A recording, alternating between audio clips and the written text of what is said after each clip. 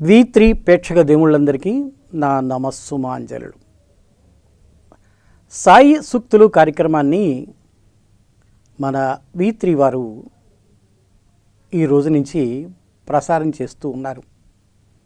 ఆ షిరిడి సాయిబాబా వారి దయతో మీకు ఆ సాయి చెప్పినటువంటి అమృతతుల్యమైనటువంటి మాటల్ని బోధల్ని మనం చెప్పుకుందాం. సాయి మనకి ప్రత్యక్ష దైవంగా, ఆయన భౌతికంగా మన ముందు లేకపోయినా ఏం చెప్పాడు అంటే, నా మందిరానికి రండి, నేను మీకు కావలసినటువంటి అన్నీ సమకూరుస్తాను, మీ కోరికలని తీరుస్తాను అని అన్నాడు సాయి. ఆయన నా మసీదుకు రండి అన్నాడు, నా విభూతి స్వీకరించండి అన్నాడు. మీ అందరికీ కావలసినటువంటి ఏది కావాలన్నా అది కల్పతరువులాగా నేను ఇచ్చుకుంటాను అని చెప్పాడు సాయి. సాయి మందిరం, షిరిడి సాయి మందిరం, సాయి మందిరం, షిరిడి సాయి మందిరం, శరణన్నచు అభయమిచ్చు చరణ మందిరం, సాయి మందిరం, షిరిడి సాయి మందిరం. సర్వత్రా నిండి ఉంది చిదానందము, ఎదుటనున్న సాయి రూపే సదానందము, కోర్కిన కోర్కెలు తీర్చే సన్నిధానము, మన సాయి సన్నిధానము, సాయి మందిరం, షిరిడి సాయి మందిరం. శ్రద్ధ సబూరి భక్తితో నన్ను కొలవండి, మీ ఎదుట ప్రత్యక్షం అవుతాను అని చెప్పాడు. సాయి సచ్చరిత్ర చదివే వాళ్ళందరికీ కూడాను నేను వేరుగా చెప్పాల్సిన అవసరం లేదు. ఇప్పుడు చూస్తున్నటువంటి ఈ కార్యక్రమాన్ని చూస్తున్నటువంటి వాళ్ళల్లో ఎంతోమంది, లక్షలాది మంది సాయి సచ్చరిత్ర చదివిన వాళ్ళే ఉంటారు. ఆయన సచ్చరిత్ర చదువుతున్నా, సాయి మహిమలను వింటున్నా, సాయి అని ఒకసారి తలుచుకుంటే చాలు నేను వచ్చి కాపాడుతాను అని ఆయన సచ్చరిత్రలో ఎన్నోసార్లు మనకు రుజువు చేసినటువంటి సందర్భాలు ఉన్నాయి, సంఘటనలు ఉన్నాయి. ఆయన మన కోసం పుట్టినటువంటి ఈ యొక్క భూమి మీద వెలిసినటువంటి ఒక ప్రత్యక్ష దైవంగా అందరూ కొలిచారు ఆయన్ని. మీకు సర్వశుభాలు కలుగుతాయి సాయి యొక్క కథ వింటే. ఆయన ప్రత్యక్షంగా మన ముందే నిలబడతాడు అని అంటారు సాయి సచ్చరిత్ర చదువుతూ ఉన్నప్పుడు. అంతటి మహానుభావుడైన ఆయన లీలలు అపూర్వంగా ఉంటాయి అంతా కూడా. ఎక్కడ మీరు తలిస్తే నేను అక్కడికి వస్తాను అని అంటాడు ఆయన. నా మందిరానికి వస్తే చాలు, మీకు అన్ని శుభాలే కలుగుతాయి అని చెప్పినటువంటి సాయి మహాత్ముడు ఆయన. అసలు ఈ సాయి ఎక్కడి నుంచి వచ్చాడు, దేవుడు ఎక్కడ పుట్టాడు, ఎలా పుట్టాడు, ఎవరికి తెలుసు? సాయి కూడా అంతే. మన సాయి కూడా ఎప్పుడు, ఎక్కడ, ఎలా, ఏమిటి అనేటువంటిది మనకి కాదు కదా, భగవంతుడికి తెలియాలి. ఒక రోజున మీకు చెప్తాను వినండి. ఒక కుగ్రామం అంటే తెలుసా? పట్టణ వాతావరణానికి దూరంగా ఎక్కడో ఒక చిన్న గ్రామం అన్నమాట. అదే మనం ఏమంటాం, విలేజ్ అంటాం కదా, ఆ గ్రామం. ఆ గ్రామానికి అసలు వెళ్ళటానికి ఏ విధమైన సదుపాయాలు లేవు ఆ రోజుల్లో.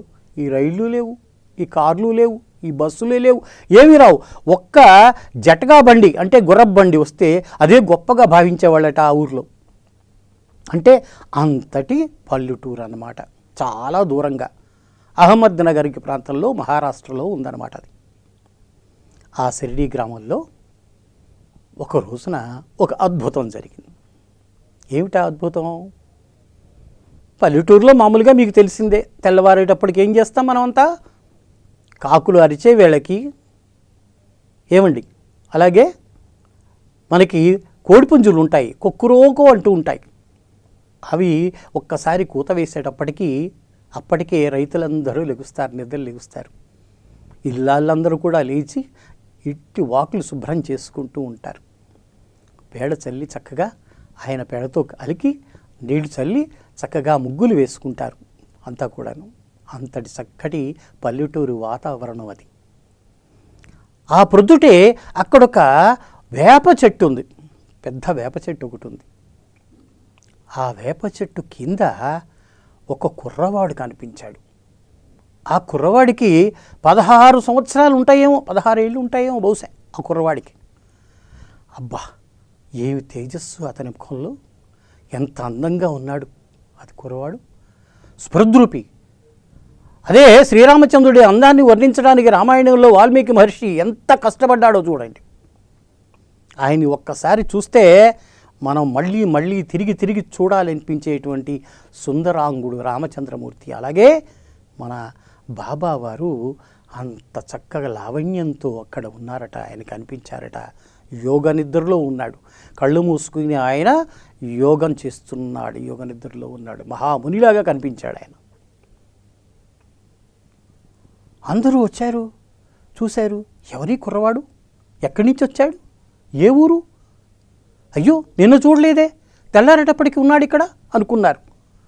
ఎవరితో పలకడు ఒలకడు, ఎవరి వంక చూడడు. ఇలా ఆయన యోగ నిద్రలో అలాగే ఉండిపోయాడు. ఆయన పగలైపోయింది, ఎవరి భోజనం లేదు, మంచినీళ్ళు లేదు, ఎవరిని ఏమడగలేదు తినటానికి, ఎవరో ఏమి పెట్టినా కూడా అసలు వాటెంక కూడా చూడలేదు. రాత్రి పగలు అలా కూర్చుండిపోయాడు. సాయి ఎవరు ఈయన, ఆయన పేరేమిటి, ఆయన ఊరేమిటి, వాళ్ళ తల్లిదండ్రులు ఎవరు, ఎక్కడి నుంచి వచ్చాడు ఎవరికి తెలియదు. అలా ఆయన ఉన్నాడు. అందరూ కూడా ఈయన ఒక మహాత్ముడు మనకి ఇక్కడికి వచ్చాడు అనుకున్నారు. ఆ తర్వాత ఆయన ఎక్కడికి ఎప్పుడు ఎలా వెళ్ళిపోయాడో కూడా తెలియలేదు అని చెప్పుకుంటూ ఉంటారు. అయితే ఆ తర్వాత ఒకసారి ఈయన అడవుల్లో తిరుగుతూ ఉన్నప్పుడు ఎక్కడో ఒక చెట్టు కింద కూర్చున్నాడు. కూర్చొని ఆయన ఆ పక్కనే ఒక ధూప్ అనేటువంటి గ్రామం ఉంది. అక్కడ చాందు పాటిల్ అనేటువంటి ఆయన ఒక ఆయన ఉన్నాడు, బాగా ధనికుడు ఆయన. ఆయనకి చాలా గుర్రాలు ఉన్నాయి. సరే ఒక గుర్రం అది తప్పిపోయింది. తప్పిపోతే ఆయన వెతికాడు. అక్కడ పక్కన నదులు పక్కనటువంటి ఆ పిల్ల కాలువల దగ్గర వెతికాడు, ఆ అడవులు అక్కడ ఎక్కడ పడితే అక్కడ వెతికాడు, ఆ చెట్లు చేమలు అవన్నీ చుట్టుపక్కల ప్రాంతాలన్నీ వెతికాడు, ఎక్కడా కనిపించలే. విసిగిపోయాడు, వేసారిపోయాడు.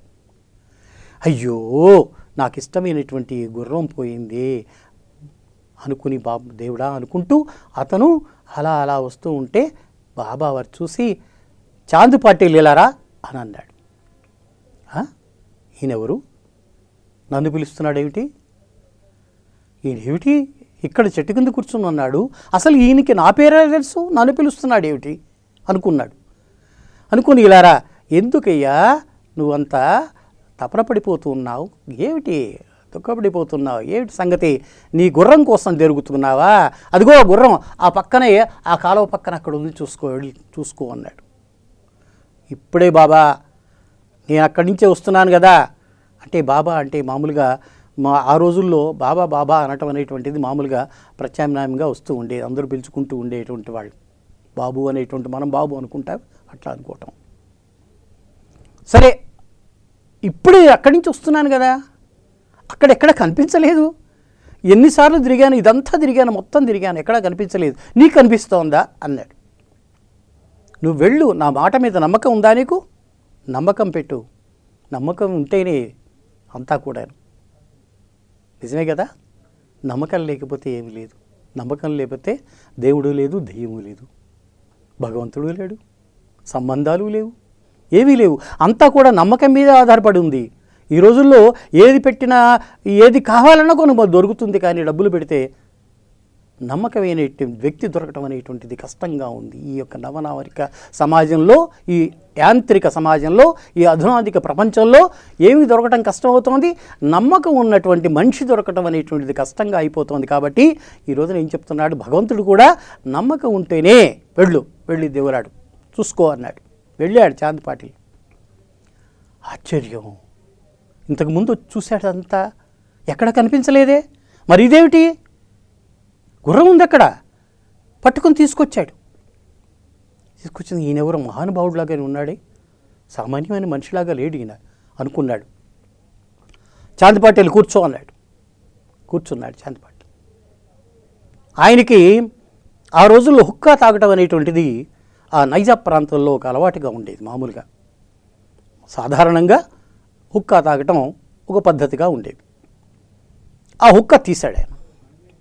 అందులో చిలుమంటారు దాన్ని, అది దాంట్లో పొగాకు లాంటిదో ఏది వేసి దాంట్లో అందులో కాస్త నీళ్ళ చుక్కలు వెయ్యాలి. మరి నీరు ఎక్కడి నుంచి వస్తుంది? ఆయన చేతిలో ఒక సటకా ఉంది. ఆ సటగా తీసుకుని ఏం చేశాడో తెలుసా అండి? ఆయన ఆ నేల మీద ఒక్కసారి తట్టాడు, నీళ్లు పైకొచ్చాయి. అద్భుతం. బ్రహ్మజ్ఞానులైన మహాజ్ఞానులు, ప్రకృతి అంతా వాళ్ళ యొక్క స్వాధీనంలో ఉంటుందన్నమాట. ఆ స్థితికి, ఆత్మస్థితిని చేరుకున్నటువంటి వాళ్ళందరికీ కూడాను ప్రకృతి తాను ఏం చెబితే అది వింటుంది. అంటే అన్ని ప్రకృతి అన్నిటిని కూడా వాళ్ళ స్వాధీనంలో ఉంచుకోగలిగినటువంటి శక్తి సంపన్నులు అన్నమాట వీళ్ళ బ్రహ్మజ్ఞానులు. ఆ నీరు అలా ఉబికొచ్చేసింది పైకి. ఆ నీరుతో తడిపాడు. ఆ తర్వాత ఏం కావాలి? అగ్ని కావాలి. దాన్ని ముట్టించాలి. మీకు తెలుసు కదండి, మీ అందరి కుర్రవాళ్ళకి ఎవరికి తెలియదు ఏముంది, ఈ రోజుల్లో పొగ తాగటం నేరం, మంచిది కాదు అని చెప్తున్నా సరే పిల్లలు ఏం చేస్తూ ఉంటారు? దొంగతనంగా అయినా ఏమిటో ఇందులో ఏముందో చూడాలని చూస్తూ ఉంటారు. ఏమిటి దాన్ని ఏమంటారు? మనం ఇంగ్లీష్లో చెప్తూ ఉంటాం, ఏమంటాం? క్యూరియాసిటీ అంటూ ఉంటాం. తెలుసుకోవాలనేటువంటి జిజ్ఞాస తప్పనిసరిగా ప్రతి వాళ్ళకి, కుర్రవాళ్ళకి ఉండాల్సిందే, యువకులకు ఉండాల్సిందే. ఏది తెలుసుకోవాలో అది తెలుసుకోవాలి. ఇలా తెలుసుకోవాలని చెడుదారుల్లోకి పోవటం అనేటువంటిది కూడదు అని ఇలాంటి బాబాలు అందరూ కూడా చాలామంది చెప్పినటువంటి విషయాల్ని మనం గుర్తుపెట్టుకోవాలి. మంచి మాటలు ఎప్పుడు, మంచి మాట వినరు మనసిచ్చి చెప్పిన, చెడ్డ మాట ముందు చెవిన పడును, ఇట్టివారు సాయి నెరుగంగ నేర్తురా, ఎంత తెలివియున్నయేమి ఫలము. ఎంతో చదువుకున్నా, బీటెక్లు చదువుకున్నా, ఎంబీఏలు చదువుకున్నా, ఎంటెక్లు చదువుకున్నా, లేకపోతే నేను ప్రధానమంత్రి కొడుకుని కోట్లాది రూపాయలు ఇలా ఉన్నాయి, ఇలా పడేస్తాను, 1,00,000 రూపాయలంటే నాకు లెక్కలేదు, ఇలా పడేస్తానంటూ ఉంటాడు. కానీ ఏం ప్రయోజనం? ఎవరికి ఏమిటో చెప్పండి. ఒకరికి సంబంధాలు లేవు, మానవ సంబంధాలు మృగ్యమైపోతున్నటువంటి ఈ రోజుల్లో భుజబలము గొప్ప బుద్ధి బలముండియు, భుజబలము కండలు ఉన్నాయి అని విర్రవిగిపోతూ ఉంటారు. ఎవరినైనా ఏమైనా చేస్తాననుకుంటూ ఉంటాడు. 10 మంది రౌడీలను పెట్టుకుంటే ఇక ఏమైనా చేయొచ్చు ఈ సమాజంలో అనుకుంటూ ఉంటాడు. బుద్ధి బలము భుజబలము బుద్ధి బలముండియు, దైవ బలము లేక దాసుడగును. కండలున్నాయి, విద్య ఉంది, ఎంబీఏ చదివాడు, లేకపోతే బీటెక్లు చదివాడు, ఇంకా ఏదో చేశాడు, రీసెర్చ్ చేశాడు, ప్రయోజనం ఏమిటి? భుజబలము బుద్ధి బలముండియు దైవ బలము లేక దాసుడగును, కర్ణుడంతటి వాడు కడపటికేమయ్యే, మరువబోకిటువంటి మంచి మాట.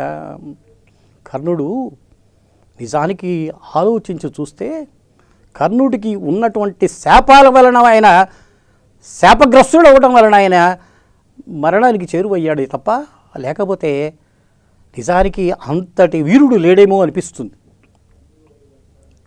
ఎన్నో శాపాలు ఆయన్ని వెంటాడాయి. ఆయన పుట్టుకే అలా ఉంది. కానీ చివరికి అన్ని విద్యలు సంపాదించినా కూడా దైవ బలం తోడు లేక, కృష్ణ పరమాత్మ యొక్క ఆశీస్సులు లేక ఏమైపోయాడు చివరికి మీకు తెలిసిందే అంతా కూడా చివరికి. అలా ఎంత ఉన్నా సరే, ఎన్ని ఆస్తులు ఉన్నా సరే, ఎంత సంపాదన ఉన్నా సరే, ఎంత ధనం ఉన్నా సరే, ఎంత హోదా ఉన్నా సరే, ఇవన్నీ శాశ్వతం కాదు అని సాయిబాబా ఎన్నోసార్లు తన సచ్చరిత్రలో ఎన్నో కథలు వినిపించాడు. ఆయన ఎన్నో నిరూపించి చూపించాడు. తన యొక్క కథ చదువుతుంటే మీకు తెలుస్తూ ఉంటుంది అంతా కూడా. ఈయన ఒక్కసారి ఆ నటకాతో తట్టాడు. అక్కడ అగ్ని వచ్చింది, అగ్ని వెలిగింది. అగ్నిదేవుడు ప్రత్యక్షమయ్యాడు. అక్కడ ఆ వెలిగించుకున్నాడు. వెలిగించుకొని ఆ హుక్కాని చాందుపాటిల్కి ఇచ్చాడు. చాందుపాటిలు ఇదేదో మాయమంత్రంలాగుంది, ఏమిటినా నీళ్లు పుట్టించాడేమిటి ఏళ్ళ మీద సటకా కొట్టి, ఇదేమిటి అగ్గి పుట్టిందేమిటి సటకా కొడితే, అబ్బో ఈయనేదో మాయల మంత్రగాళ్ళలాగా ఉన్నాడా అనుకున్నాడు ఆయన మొదట్లో. కానీ ఆయన ముఖాన్ని చూస్తూ ఉంటే ఒక మహాత్ముని చూసినట్టు దివ్య తేజస్సు ఆయనలో కనిపించింది. ఒక మహానుభావుడు ఆయనలో కనిపించాడు. ఈయన సామాన్యమైనటువంటి పురుషుడు కాదు అనుకున్నాడు చాందపాటిల్. అనుకొని, బాబా నువ్వు మా వెంట వచ్చేయకూడదా మా ఊరికి అని అడిగాడు. బాబా మరి మహాత్ముడు, ఆయనకు ఎప్పుడు ఎక్కడ ఏమి చెయ్యాలో ఆ పరమాత్మకి తెలుసు. సాయిబాబాకి తెలియదా? చాందపాటిల్ వెంట వెళ్ళిపోయాడు, వాళ్ళ ఊరు వెళ్ళిపోయాడు. కొన్నాళ్ళు అక్కడ ఉన్నాడు. ఆ తర్వాత చాందపాటిల్ ఇంట్లో వివాహం జరిగింది. ఆ రోజుల్లో మీకు తెలిసే ఉండొచ్చు, వివాహం ఒక వారం రోజులు జరపటం అనేటువంటిది, ఇలా ఎన్నో రోజులు వివాహం జరుగుతూ ఉండేది. ఎంతో ముచ్చటగా జరుగుతూ ఉండేది. బంధువుల్ని, మిత్రుల్ని అందరినీ పిలుచుకుని చక్కగా వాళ్ళందరికీ భోజన కార్యక్రమాలు బహు గొప్పగా చేసేటువంటి వాళ్ళు. ఆ విధంగా ఇక్కడ భోజనం అనగానే కేవలం భోజనం పెడుతున్నామా అనేటువంటిది, అతిథిని గౌరవించడం అనే, వాళ్ళందరూ అతిథులు మనకి వచ్చినటువంటి వాళ్ళు, వివాహానికి వచ్చినటువంటి వాళ్ళు. అందుకే వాళ్ళని మనం ఎలా లోపలికి ఆహ్వానించాలి అనేటువంటి దానికి కూడా హిందూ ధర్మంలో చెప్పబడింది, చక్కగా చెప్పబడింది. అలాగే మన ఇంటికి ఎవరైనా అతిథి, ఆ రోజుల్లో అంటే పూర్వకాలంలో ఏం చేసేవాళ్ళంటే అతిథి లేకుండా వాళ్ళు భోజనం చేసేవాళ్ళు కాదు. మీరు చూస్తూనే ఉంటారు కదండి సినిమాల్లో, అతిథి కోసం వాళ్ళు ఉండి అతిథి వచ్చిన తర్వాత వారికి భోజనం పెట్టిన తర్వాత వీరు భోజనం చేయటం అనేటువంటిది మీరు చూసే ఉంటారు సినిమాలు. ఆ మధ్య కాలంలో ఒకటి రెండు సినిమాల్లో తప్పనిసరిగా చూపించారు. శివుడే అతిథిగా వస్తాడు. అలాగే భక్తుల్ని పరీక్షించడం కోసం అని చెప్పేసి భగవంతుడు ఆ విధంగా కొన్ని మనకి సంఘటనలను తయారు చేస్తాడు, మనల్ని పరీక్షిస్తాడు అన్నమాట.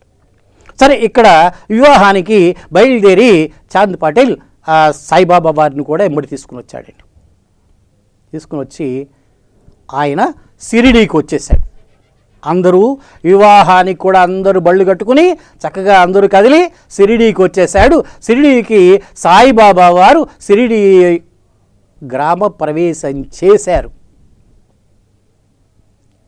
మనం మళ్ళీ వచ్చే వారం ఆ షిరిడీలో ఏం జరిగిందని విశేషాలు తెలుసుకుందాం. సమర్థ సద్గురు సాయినాథ మహారాజ్కి జై. సాయిరామ్.